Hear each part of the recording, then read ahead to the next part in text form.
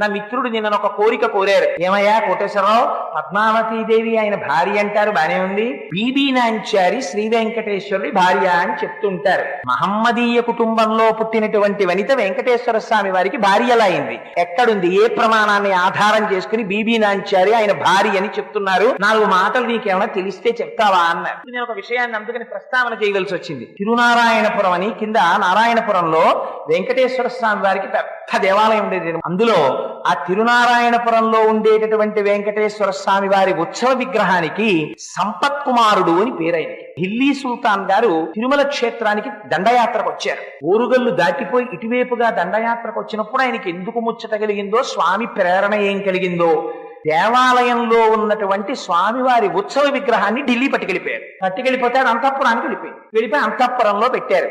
ఢిల్లీ సుల్తాన్ గారి కూతురు ఆ విగ్రహాన్ని చూసి ఆ తల్లికి ఏం కనపడిందో అందులో